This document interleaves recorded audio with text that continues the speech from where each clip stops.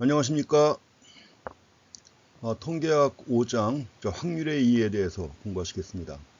우리가 이제 6장부터는 그 확률 변수하고 확률 분포를 갖다 공부하셔야 되는데 그걸 이해하려면 그 확률에 대한 기본적인 이해가 필요합니다. 그래서 그 확률에 대한 내용들 나오는데 근데 이 내용들은 여러분들 대부분 다 고등학교 때 공부하신 내용들입니다. 그렇기 때문에 그 핵심되는 내용들만 간단하게 체크해보고 지나가겠습니다. 그러고 나서 이제 주로 핵심되는 게 바로 6장과 이제 7장 내용이니까 그걸 자세히 보겠습니다. 먼저 그 사건에 확률을 갖다 부여하는 방법 나와 있죠.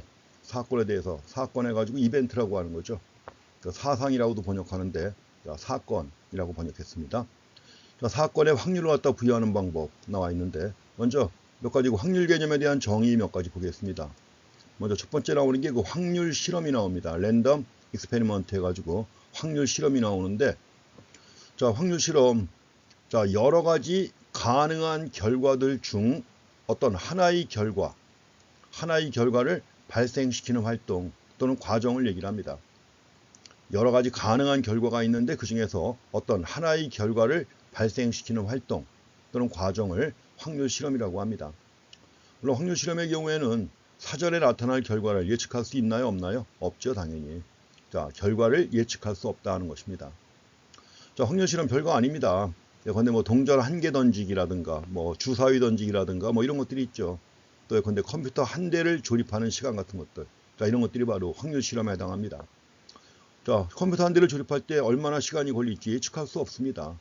자, 상황에 따라 달라지기 때문에 동전 한 개 던졌을 때 앞면이냐 뒷면이냐 알 수 없죠. 그래서 이런 걸 확률 실험이라고 합니다. 어떤 하나의 결과를 발생시키는 활동 또는 과정이다 이렇게 보시고, 다음에 두 번째 그 표본 공간이라는 용어도 확인하시기 바랍니다. 샘플 스페이스라고 하는데, 자, 이거는 뭐냐면 하나의 그 확률 실험으로부터 발생할 수 있는 모든 가능한 결과들이에요. 발생할 수 있는 모든 가능한 결과들을 나열한 것을 표본 공간이라고 합니다.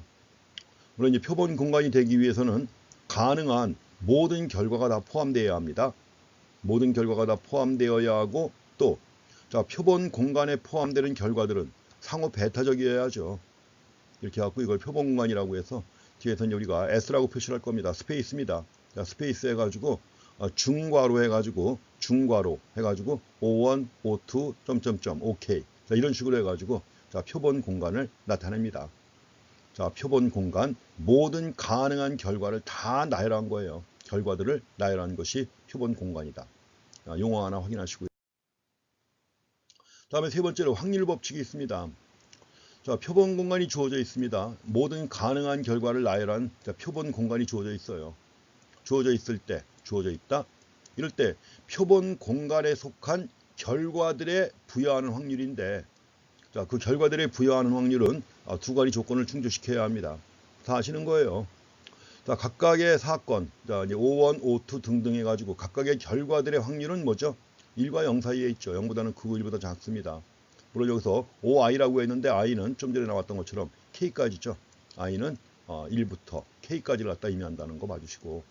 그러면 여기서 모든 probability OI의 합은 얼마인가요? 1이죠. 각각의 확률을 다 합치면 1이 되는 겁니다. sum of probability OI는 1이 된다는 거죠. 다 아시는 거죠? 확률 법칙의 가장 기본되는 겁니다. 자, 각각의 결과들의 확률은 1과 0 사이에 있고 각각의 결과들의 확률을 다 합치면 1이 된다는 겁니다. 다음에 그 사건입니다. 이벤트를 갖다 이제 사상이라고도 번역을 하는데 보통 사건이라고 많이 번역하죠. 자, 표본 공간에 있는 하나의 원소, 자, 표본 공간 해가지고 스페이스 해가지고 SO1, O2부터 해가지고 OK까지 있었죠. 이렇게 했을 때, 자, 표본 공간에 있는 하나의 원소로 구성되는 단순 사건 또는 두 개 이상의 단순 사건들의 집합을 사건이라고 하는 것입니다. 이벤트. 자, 단순 사건이거나 두 개 이상의 단순 사건들의 집합을 갖다가 사건이라고 그래요. 이벤트. 그래서 결국 사건이라고 할 때는 표본 공간의 부분 집합이 되는 것입니다. 그래서 사건이라는 용어도 계속 쓸 용어니까 한 번 정도 개념을 확인하시고요. 여기 지금 하나의 결과 OI가 있고 OI에 대해서 확률을 갖다 부여하는 방법. 자, 확률은 probability OI라고 해서 표시를 하는데 확률을 갖다 부여하는 방법이 자, 세 가지 방법이 있습니다. 확률을 부여하는 자, 세 가지 방법이 있다. 자, 세 가지가 뭐예요? 고전적 방법이 있고, 두 번째 상대 도수 방법이 있습니다. 자, 세 번째로는 주관적 방법이 있습니다. 먼저 그 고전적 방법인데, 자, 고전적 방법은 자, 표본 공간의 각 결과가 발생할 가능성이 동일한 경우에요. 자, 표본 공간의 각 결과가 발생할 가능성이 동일한 경우에 관련된 사건에 대한 확률을 갖다 부여하는 방법입니다. 예컨대 우리가 뭐 확률적으로 주사위를 던졌다, 동전 한 개 던졌다, 앞면이냐 뒷면이냐, 확률은 결과가 발생할 가능성은 동일하죠. 앞면이 발생할 가능성, 뒷면이 나올 가능성 동일합니다. 또 예컨대 주사위를 던질 때 마찬가지로 1이 나올 확률, 1이 나올 가능성, 3이 나올 가능성 다 동일하죠. 그래서 이런 경우 관련된 사건에 대한 확률을 갖다 부여하는 방법이 고전적 방법이라고 하는 것입니다. 다음에 두 번째는 상대도수, relative frequency라고 해서 상대도수 방법입니다. 이거는 뭐냐면 자, 실험을 하거나 또는 예컨대 역사적 데이터로부터 실험이나 역사적 데이터로부터 각각의 결과가 발생되는 상대도수예요. 각각의 결과가 발생되는 상대도수를 확률로 부여하는 방법이 상대도수 방법입니다. 그래서 두 번째 방법 이렇게 해서 체크해 주시고, 다음에 세 번째는 자, 서브젝티브 어프로치 해가지고 주관적 방법도 있습니다. 이거는 이제 확률을 갖다 부여하는 자의 주관적 판단에 기초해 가지고 확률을 갖다 부여하는 방법이 주관적 방법입니다. 그래서 하나의 결과 OI의 확률을 갖다 부여하는 방법이 세 가지가 있다. 고전적 방법, 상대도수 방법, 주관적 방법이 있다는 거. 그래서 체크하시고요. 그중에 이제 첫 번째가 고전적 방법인데, 말씀드린 것처럼 하나의 확률 실험이 n개의 가능한 결과를 가지고 각 결과가 발생할 확률이 동일하다. 그렇다면 각각의 결과가 발생할 확률은 얼마예요? n분의 1이죠. n개 가능한 결과가 있다면 각각의 결과가 발생할 확률은 n분의 1입니다. 다 아시는 거죠. 그런데 우리가 확률 실험을 한다. 주사위 한 개 던집니다. 눈금이 6개 있는 주사위 하나 던진다. 그럼 표본 공간은 어떻게 되나요? S는 중괄호 해가지고 1부터 6까지 나오겠죠. 그러면 이제 확률은 얼마인가요? 확률은 표본 공간의 각각의 원소 1, 2, 3, 4, 5, 6이라고 하는 각 원소가 발생할 확률이 바로 확률인데 얼마예요? 6분의 1이죠. 각각의 원소가 발생할 확률은 6분의 1이다. 그럼 이 경우 사건은 뭐냐? 사건은 하나의 그 단순 사건이나 아니면 둘 이상이 겹쳐진 거라고 그랬죠. 근데 사건 해가지고 이렇게 얘기를 합니다. 사건 해가지고 주사위 한 개 던지기에서 예컨대 짝수가 나타날 사건이에요. 짝수가 나타날 사건 해가지고 정리한다면 얼마입니까? A는 2, 4, 6이죠. 그래서 이것이 바로 사건입니다. 짝수가 나타날 사건. 그럼 이럴 때 사건의 확률을 정의할 수가 있죠. 사건의 확률은 얼마인가요? PA인데 probability A인데 자, probability 2, probability 4, probability 6. 각각의 확률은 6분의 1이죠. 6분의 1을 3개 더하니까 6분의 3이 되는 것이고, 이 경우 사건의 확률은 2분의 1, 즉 짝수가 나타날 사건의 확률은 2분의 1이 된다는 얘기죠. 이런 식으로 해가지고 이런 것이 고전적 방법입니다. 단순합니다. 근데 중요한 것은 자, 각각의 결과가 발생할 확률이 동일한 경우에요. 동일하다면 이럴 때 각각의 결과가 발생할 확률은 n분의 1이다. 그리고 이제 n분의 1을 갖다가 더하거나 해가지고 이제 사건의 확률을 정의할 수가 있습니다. 자, 주사위 두 개 던지는 확률 실험을 갖다 합니다. 주사위 2개 던지는 확률 실험. 이럴 때 나타나는 점들의 합입니다. 합을 관찰하는 거죠. 이렇게 해갖고 주사위 하나 던지는 경우하고 또 하나 던지는 경우하고 자, 합입니다. 눈금의 합. 둘 다 1 나오면 2가 되는 것이고 둘 다 2가 나오면 4가 되는 것이고 이런 식으로 해서 다 나열한 것이 바로 이겁니다. 그래서 이럴 때 이제 합을 관측하기인데 자, 표본공간은 어떻게 될까요? 제일 적은 수가 2죠. 둘 다 1이 나오는 경우 2가 되는 겁니다. 둘 다 6이 나오는 경우는 얼마죠? 12죠. 이렇게 해갖고 이제 자, 표본 공간은 S는 2, 3부터 해가지고 4, 5, 6, 7, 8, 9, 10, 11, 12가 나오는 거죠. 이게 표본 공간입니다. 그럼 이런 경우 자, 2가 나올 확률은 얼마냐? 2가 나올 확률. 자, 2는 딱 하나만 있습니다. 하나의 경우죠. 하나의 경우니까 얼마입니까? 36분의 1이 되겠죠. 그럼 6이 나올 확률은 얼마냐? probability 6.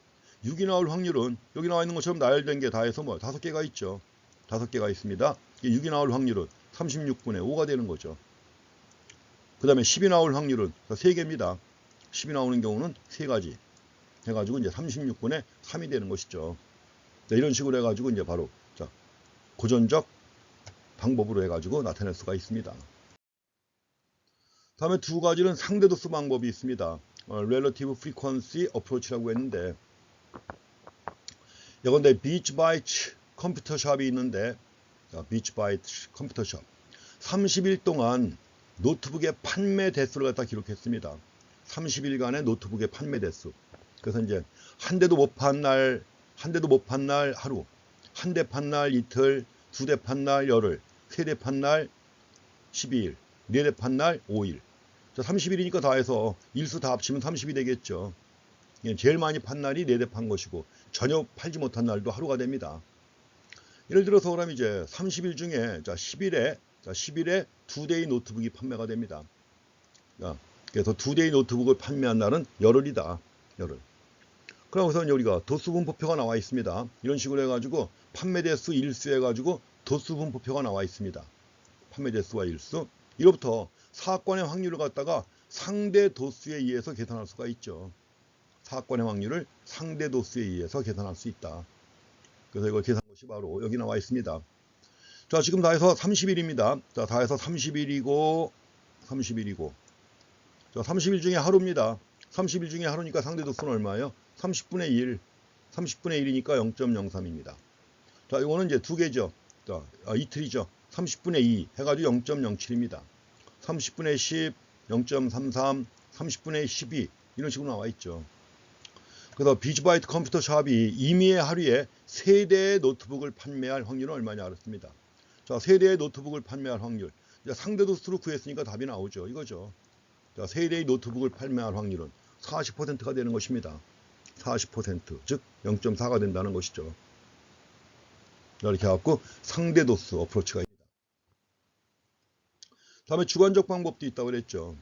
이거는 이제 한 사건의 발생에 대한 믿음의 정도예요. 믿음의 정도. 그래서 믿음의 정도를 갖다가 확률로 부여하는 방법입니다. 그래서 주관적 방법이라고 그래요. 그런데 일기예보할 때 비가 내릴 확률, 일기예보할 때 비가 내릴 확률입니다. 그래서 probability of precipitation이라고 하는 건데 그래서 POP라고 그래요. 강수 확률. 이건 예보자들마다 다른 방법으로 정의가 됩니다. 예보자들마다 다른 방법으로. 그렇지만 이제 가장 기본적으로 강수 확률은 현재의 날씨 상황과 과거의 관측을 기초로 하죠. 그래서 현재의 날씨 상황 그리고 과거의 관측에 기초해 가지고 부여되는 일종의 주관적 확률입니다. 그 예보자마다 다 다른 식으로 예보해요. 사실은 예측을 할 때. 그래서 예컨대 경우에 따라서는 뭐 방송국마다 다르게 예측도 하고 합니다. 과거에는 이제 뭐 기상대에서 이제 제시하는 자료 가지고 다 방송을 했죠. 근데 이제 근래 들어와 가지고 방송국들도 규모가 커지고 전문성이 커지면서 그걸 바탕으로 하되 뭐요? 자체적으로 있는 기상 전문가들의 의견이 반영돼 가지고 또 일기 강수 확률을 갖다가 예측을 하고 또 발표합니다. 이게 주관적 확률이에요. 이런 것들이. 자, 이렇게 해서 세 가지 방법으로 확률을 갖다가 정의한다는 거 봐주시고. 자, 다음에 이제 5.2에 나오는 결합 확률, 한계 확률, 조건부 확률이 있는데 뭐 배우신 거죠. 고등학교 때. 그 여러 가지 다양한 사건들에 대해서 확률을 갖다 부여하는 방법에 대해서 논의하는 것입니다. 다 들어보셨죠? 여사건, 컴플먼트 이벤트. 교사건이 있습니다. 교사건은 intersection of event죠. 그 다음에 이제 합사건이 있습니다. union이라고 그래요. union of event. 그 다음에 이제 상호 배타적인 사건이 있습니다. 자, mutually exclusive 이벤트라고 하는 거죠. 그 다음에 또 한 가지가 종속사건하고 독립사건도 구분하셔야 됩니다. 종속과 독립 개념은 다 아시죠. 그래서 자, 이런 것들에 대해서 벤 다이아그램도 같이 함께 이용해 살펴보겠습니다. 먼저 사건 A에 여사건이 있습니다. 컴플먼트죠. 자, 사건 A에 속하지 않는 사건 A에 속하지 않는 모든 표본 공간 원소들로 구성되는 사건이에요. 여사건은 complement of event A 해가지고 사건 A에 속하지 않는 모든 표본 공간 원소들로 구성된 사건이 6건입니다. 그래서 사건 A의 여사건 표시할 때 어떻게 하죠? A 컴플먼 해가지고 A자 위에다 첨자로 자 C자 씁니다. 그래서 이런 여사건의 개념을 갖다가 벤 다이어그램으로 나타냅니다. 나타나게 되면 어떻게 되는 거죠? A의 확률과 A 컴플먼트의 확률 합치면 얼마예요? 당연히 1이죠. 그래서 이것이 바로 A라고 하면 전체 표본 공간 중에서 이 네모 전체가 표본 공간입니다. 네모 전체가 표본 공간이고 이 중에서 A가 이렇다면은 뭐예요? 나머지는 A 컴플먼트죠. 이럴 때 둘의 확률을 더하면 1이 된다는 거 알고 계신 내용이고요. 만약에 두 개의 주사위를 던지는 확률 실험의 표본 공간이 있습니다. 얼마가 되는 거죠? 1, 1부터 시작해가지고 6, 6까지 나오죠. 6, 6까지. 그럼 이럴 때 사건 A가 나타나는 점들의 합이 7인 사건이라고 하자. 그러니까 7인 사건이라고 할 때는 결국 어떻게 되는 거예요? A는 1, 6, 2, 5, 3, 4, 4, 3, 5, 2, 6일 되겠죠. 그래서 이럴 때 마찬가지로 이럴 때도 A 컴플먼트하고 A의 확률하고 A 컴플먼트의 확률은 1이 되는 겁니다. 그럼 여기서 A의 확률은 얼마예요? A의 확률은 다 해서 뭐예요? 다 해서 합이 7인 사건인데 몇 가지가 있습니까? 다 해서 6개가 있죠. 6가지가. 6가지가 있습니다. 6가지가 있으니까 따라서 A가 나타날 확률은 36분의 6이죠. 6분의 1입니다. 그러면 A 컴플먼트의 확률은 얼마예요? 1 빼기 6분의 1. 얼마니까 6분의 5가 되는 거죠. 이런 식으로 해가지고 다 계산할 수 있죠. 그래서 여사건의 확률 찾으시고요. 자, 다음에 교사건입니다. 공통 부분되는 거 있죠. 인터섹션입니다. 인터섹션. 그래서 이건 이제 사건 2 이벤트예요. 사건 2개입니다. 자, 사건 A와 사건 B의 교사건이에요. 사건 A와 사건 B의 교사건. 자, 이 교집합이라고 해서 교사건이라고 하는 겁니다. 인터섹션이죠. 뭡니까? 사건 A와 사건 B가 동시에 발생하는 사건이에요. A와 B가 동시에 발생하는 사건. 해가지고 이것이 바로 교사건이라고 하는 것이죠. 그래서 사건 A와 사건 B의 교사건인데 흔히 읽을 때 뭐라고 읽어요? A, N, B라고 읽죠. 읽을 때는 A, N, B라고 읽습니다. 그래서 자, 사건 A와 사건 B의 결합 확률 해가지고 자, 사건 A와 사건 B의 교사건의 확률이에요. 결합 확률이라고 합니다. joint probability 해가지고 결합 확률이라고 하는 건데 이게 바로 사건 A와 사건 B의 교사건의 확률이 됩니다. 그러니까 probability ANB죠. ANB의 확률입니다. 이 부분이죠. 그래서 사건 A와 사건 B의 교사건이 바로 이 부분이다 하는 거. 그래서 만약 사건 A가 예컨대 첫 번째 주사위가 1인 사건이에요. 첫 번째 주사위를 던졌을 때 1인 사건 11부터 16까지가 있겠죠. 그 다음에 사건 B가 있는데 사건 B는 뭐냐면 두 번째 주사위가 5인 사건입니다. 1호, 2호, 3호, 4호, 5호, 6호가 되겠죠. 그렇다면 여기서 사건 A와 사건 B의 교사건. 그러니까 첫 번째 주사위가 1이고 동시에 두 번째 주사위가 5인 사건이죠. 그렇다고 하면 자, 사건 A와 사건 B의 교사건은 1호죠. 1호. 여기도 1호. 이거죠. 그래서 이럴 때 사건 A와 사건 B의 결합 확률입니다. joint probability. 자, 결합 확률은 사건 A와 사건 B의 교사건의 확률이 됩니다. AN, B의 확률. AN, B의 확률. 다 해서 36개 중에서 하나죠. 그래서 AN, B의 확률은 36분의 1이 된다는 겁니다. 다음에 세 번째로 합사건인데 자, 사건 A와 사건 B의 합사건입니다. 뭐죠? 자, 사건 A 또는 사건 B에 속하거나 모두 속하는 표본 공간의 원소들로 구성되는 사건이죠. 사건 A에 속하거나 또는 B에 속하거나 사건 A와 사건 B에 모두 속하는 표본 공간의 원소들로 구성되는 사건. 이게 바로 합사건이라고 하는 것입니다. 그래서 우리가 합사건을 나타낼 때는 뭐라고 표현해요? A, O와 B라고 표현합니다. A 또는 B라고 표현하는 거죠. 그래서 그림을 본다고 그러면 표본 공간 중에서 뭐예요? 자, 노란색 부분 다 합친 게 바로 합사건입니다. 그래서 사건 A 해가지고 첫 번째 주사위가 1인 사건, 두 번째 주사위가 5인 사건이 있는데 그럼 사건 A와 사건 B의 합사건은 뭐냐? 합사건은 다 더한 거죠. 다 더한 거. 다 더한 건데 여기서 1, 5가 1, 5는 자 공통되는 부분이죠. 1, 5가 공통되는 부분인데 1, 5 한 번만 포함시키는 겁니다. 하나만 포함시키는 것이기 때문에 뭐예요? 합사건이라고 할 때는 A, O와 B 해가지고 36분의 여기 다해서 나온 게 뭐예요? 11개죠. 12개인데 원래 12개가 있었는데 1, 5가 2개가 있잖아요. 그렇기 때문에 하나 빼면은 36분의 11이 되는 것입니다. 다음에 이제 상호 배타적 사건이 있습니다. 상호 배타적이다. 자, 두 사건이 상호 배타적이라는 말은 뭐죠? 두 사건이 동시에 발생하지 않는다는 얘기입니다. 두 사건이 동시에 발생되지 않을 때 이럴 때 상호 배타적이라고 하는 것이고, 그러면 상호 배타적 사건의 결합 확률은 얼마일까요? 0이 되겠죠, 당연히. 이런 사건이에요. 이런 사건. A하고 B가 전혀 겹치지 않습니다. 이럴 때 A and B의 확률은 얼마? 0이죠. 그래서 상호 배타적 사건이라고 할 때는 사건 A와 사건 B의 공통으로 가지는 표본 공간은 원소가 없습니다. 이럴 때 상호 배타적 사건이라고 합니다. 자, 지금 우리 본 네 가지입니다. A 컴플먼트하고, 그 다음에 A 유니언 합사건하고, 그 다음에 A 인터섹션 해가지고 이제 교사건하고 상호 배타적 사건 네 가지 벤 다이어그램을 한번 이렇게 해서 비교해 보시면 되겠습니다. 자, 예제가 하나 나와 있습니다. 자, 뮤추얼 펀드 매니저의 성공 요인 나와 있습니다.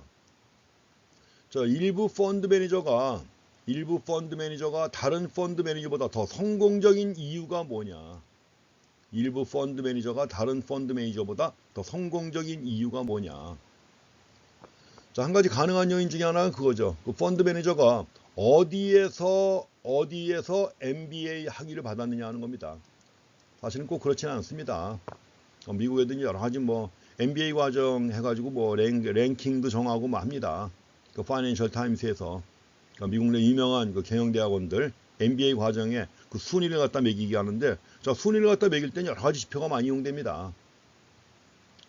그렇지만 이제 그 순위하고 실제로 펀드 매니저가 성공하느냐 실패하느냐 하는 것은 큰 차이는 없습니다. 어쨌든 간에 여기서는 이제 그런 전제하에 나온 겁니다. 펀드 매니저가 어디에서 MBA 학위를 받았느냐, 탑 20이냐, MBA 프로그램의 탑 20이냐, 그 다음에 이제 MBA 프로그램의 탑 20이 아니냐 하는 거죠. 아니냐. 자, 그래갖고 이제 뮤추얼 펀드 아웃퍼폼스 더 마켓 해가지고 자 B1, B2 해놨어요. B1, B2. 이건 더스트입니다. 더스트 해가지고 더 성공적이냐 그렇지 못하냐 하는 거죠. 그래서 이 경우 자 2x2 매트릭스를 가지고 결합해봤습니다. 자 2x2 매트릭스를 가지고 결합하니까 뭐예요? 결합하니까 탑 20 출신들이 그만큼 성공한 자, B1에 해당하는 게 바로 뭐예요? 0.11. 근데 탑 20이 아니고 그 다음에 뭐예요? 그 다음에 이제 또 여기 나가는 게 54 이렇게 나와 있죠. 이걸 가지고 한번 해석을 해보시기 바랍니다. 그래서 뮤추얼 펀드 매니저들의 MBA 취득 학교 랭킹하고 수익률 성과와 관련된 결합 확률을 갖다가 정리한 겁니다. 자, 학교 랭킹 A1, A2하고 그 다음에 자, 뮤추얼 펀드의 수익률 성과, 자, 수익률 성과 해가지고 이제 성과, 자, B1, B2 해가지고 결합한 거예요. 가지고 여기서 0.11 탑인데 성과가 낮은 경우 0.29. 그다음에 이제 탑이 아닌데 성과가 높은 경우 0.06. 탑이 아니니까 성과가 낮다. 이럴 때 이제 0.54 이렇게 나왔습니다. 자, 이걸 가지고 이제 몇 가지 또 질문 하셔야 합니다. 자, 주어진 결합 확률 표해가지고 A1, A2, B1, B2라고 했는데 A1, A2는 상위 20%고 A2는 2회죠. 2회, 기타 등등. 지잡입니다. 지잡. 뭐 사실은 뭐 미국에서는 그런 것도 없습니다. 뭐 지잡이라는 게 우리나라처럼 뭐 수도 빼고 나머지 다 지방이냐 그런 게 없기 때문에 의미가 없습니다만. 자, B1은 뭐예요? 뮤추얼 펀드 수익률이 시장의 평균 수익률보다 높다는 겁니다. 반면에 B2는 높지 않다는 것이고요. 그래서 이걸 갖다 결합 확률 정리해 보면 이런 거죠. 자, 탑 20인데 탑 20 MBA 과정인 출신인데 높은 수익률을 갖다 얻었다. 0.11밖에 안 돼요. 그래서 여기서 만약에 탑 20이 아닌데 자, 높은 성과를 얻었다. 0.06. 이렇게 해갖고 탑 20인데 시장 수익률보다 높지 않다. 0.29. 탑 20인데 20이 아닌데 시장 수익률보다 높지 않다. 0.54입니다. 이렇게 나왔어. 정리한 겁니다. 그럼 이걸 가지고 이제 우리가 여러 가지를 또 비교해 봐야 돼요. 여러 가지 비교해 봐야 되는데 그 중에서 먼저 할 일이 한계 확률을 갖다 구하는 것입니다. 한계라는 개념이 익숙하시잖아요. 한계 확률을 구한다. 그래서 이제 한계 확률은 증가분 아니에요. 증가분을 갖다 계산해야 될 것이고, 그러려면은 일단 결합 확률표에서 행과 열들의 확률을 합하여 계산됩니다. 한계 확률. 결합 확률표에서 행들과 열들의 확률을 합하여 계산되는 게 바로 한계 확률이에요. 근데 여기서 펀드 매니저가 상위 22 이외 MBA를 졸업했을 확률 어떻게 되는 거예요? 여기에 해당하는 거죠. 여기에 해당하는 거. A2입니다. A2에 해당하는 거. A2가 탑 20이 아닌 곳을 졸업했을 확률이죠. 이렇게 나오는 거죠. 0.06 더하기 0.54 해가지고 0.60이 나옵니다. 그러면 또 뮤추얼 펀드의 수익률이 시장 수익률보다 높은 확률은 이거 더한 거죠. 높은 확률 0.12 더하기 0.06 0.17입니다. 물론 한계 확률을 다 합치면 얼마가 됩니까? 1이 되는 것은 뭐 당연한 얘기고요. 자, 다음에 더 한 가지 또 조건부 확률이 있습니다. 조건부 확률은 다른 사건이 발생했다는 조건 하에서 어느 한 사건이 발생할 확률이에요. 다른 사건이 발생했다는 조건 하에서 한 사건이 발생할 확률. 그래서 이거는 뭐냐면, 자, B라고 하는 사건이 발생할 조건 하에서 A가 발생할 확률이에요. 이렇게 표시합니다. 자, B가 발생했다는 조건 하에서 A가 발생할 확률 해가지고 이걸 표시할 때, 자, P, A, B로 표시를 합니다. 가지고 이제 이거 계산하면 이렇게 돼요. 계산하게 되면 이건 좀 참고로 봐주셔야 됩니다. 자, B가 나타난다는 조건 하에서 A가 발생할 확률이에요. 그러니까 B를 전제로 했을 때 P,B분의 probability B분의, 자, B와 A가 함께 나타나는 거 아니에요. 그러니까 뭐예요? probability A and B의 확률이 되겠죠. 이렇게. 자, 사건 B가 발생한다는 조건 하에서 사건 A가 발생할 확률 해가지고, 자, probability A, B로 표시합니다. 계산하게 되면 probability B분의 A and B의 probability예요. A and B의 확률 해가지고 이렇게 나타낼 수가 있습니다. 만약에 A, B가 바뀌게 되면 당연히 분모가 달라지는 거죠. 분모만. 그래서 A와 B를 갖다가 요거 이제 B의 조건 하에서 A가 나타날 확률이에요. 그러니까 분모에는 probability B가 올 거 아니에요. 그렇죠. 근데 반대로, 자, 아래 같은 경우에는 뭐예요? A가 발생한다는 전제하에서 B가 발생할 확률입니다. 그럼 분모가 뭐가 돼요? 자, probability A가 되겠죠. A의 확률분의 A and B의 확률 해가지고 표시할 수가 있습니다.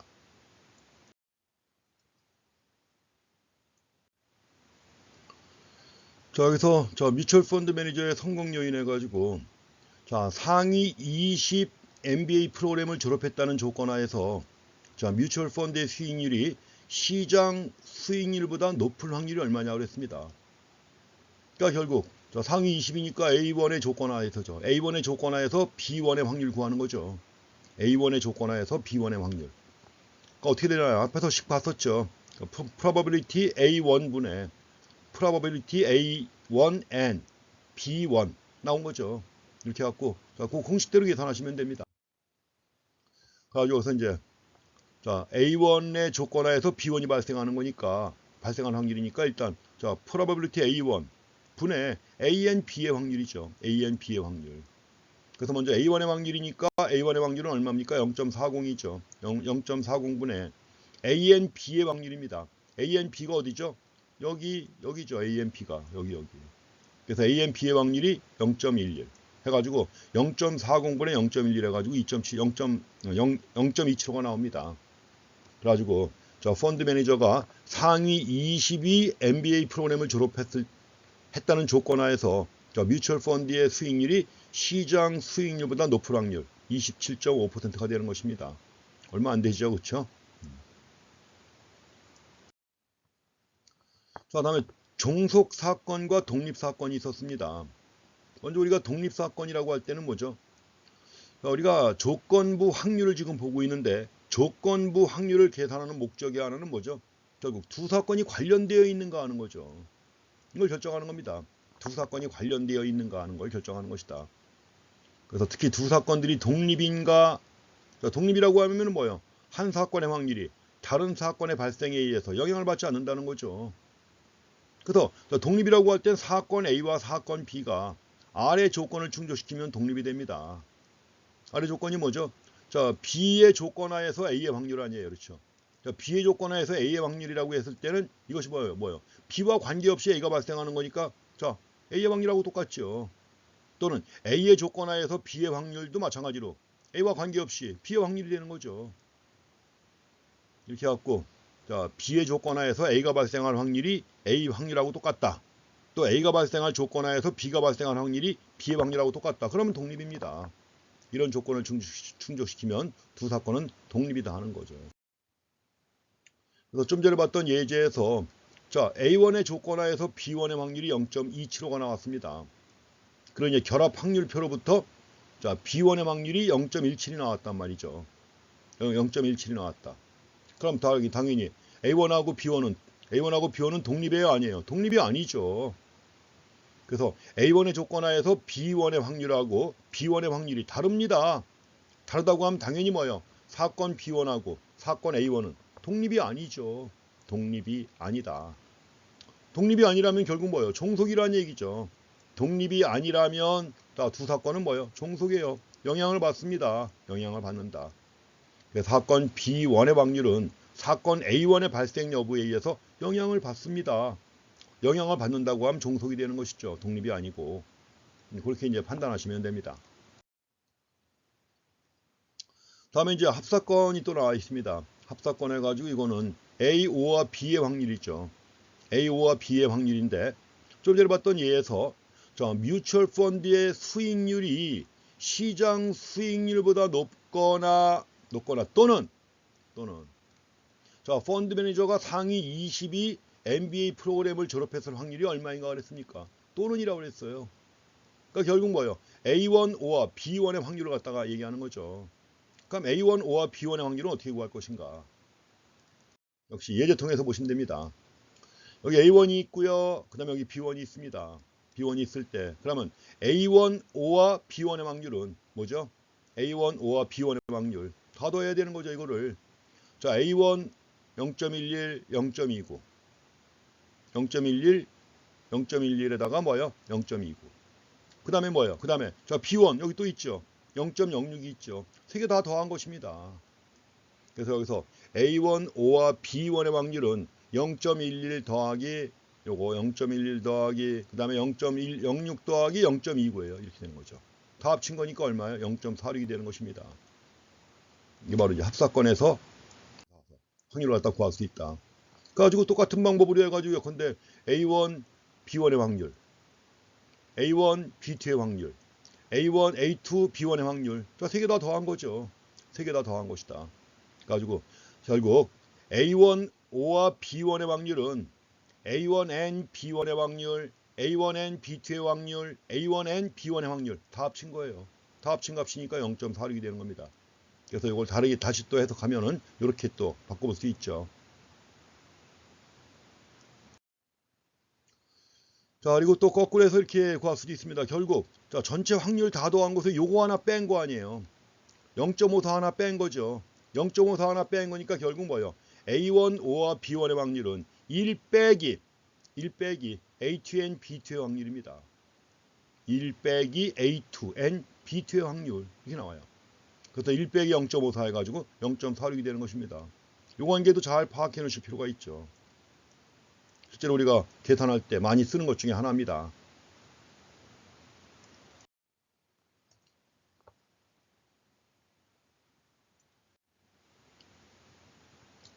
자, 다음엔 그 확률 법칙 보겠습니다. 뭐 다들 아시는 내용인데 그렇지만 이제 확률 얘기할 땐 제일 중요한 거죠. 복잡한 사건의 확률을 계산하기 위한 세 가지 확률 법칙이 있습니다. 자, 여사건의 법칙이 하나 있고요. 그 다음에 또 곱셈 법칙이 있고 또 덧셈 법칙이 있죠.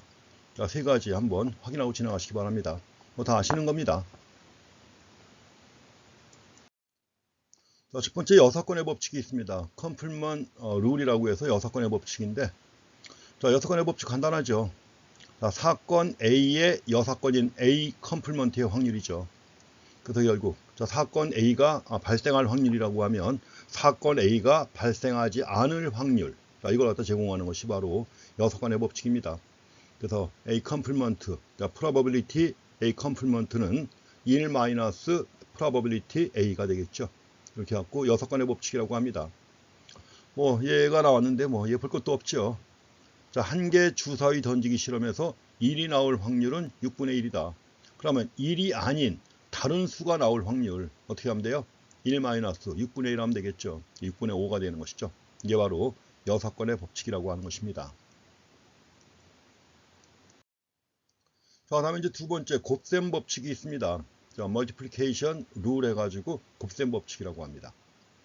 자, 곱셈 법칙은 두 사건의 결합 확률을 계산하고자 할 때, 앞에서 결합 확률 나왔었죠.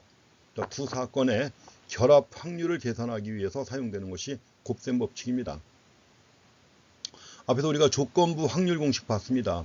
자, B의 조건 하에서 A가 나올 확률 해가지고 자, B 확률분의 AN B의 확률이라고 했었죠. 조건부 확률 공식. 또는 이제 반대로 만약에 A 조건 하에서 B가 나올 확률이라고 할 땐 이제 분모가 자, A의 확률이 됩니다. 이걸 이용해 가지고 AN B의 확률을 갖다 구하는 겁니다. 그래서 AN B의 확률을 구한다고 하면 자, 이거 곱하기 자, 이거 하면 되겠죠. 그래서 자, B의 조건 하에서 A가 나올 확률에다가 B의 확률을 갖다 곱한다든가 또는 반대로 A의 조건 하에서 B가 나올 확률에다가 A의 확률을 갖다 곱하면 되는 것입니다. 근데 이 경우 만약에 사건 A와 사건 B가 독립이라면 어떻게 될까요? 독립이라면 AN B의 확률은 A의 확률 곱하기 B 확률 곱하면 되겠죠. 자, 이것도 명확하게 확인하시기 바랍니다. 사건 A와 사건 B가 독립일 때 AN B의 확률은 A의 확률 곱하기 B의 확률을 갖다 곱한 것이다 하는 거. 자, 곱셈 법칙에서 하나 확인하시기 바랍니다.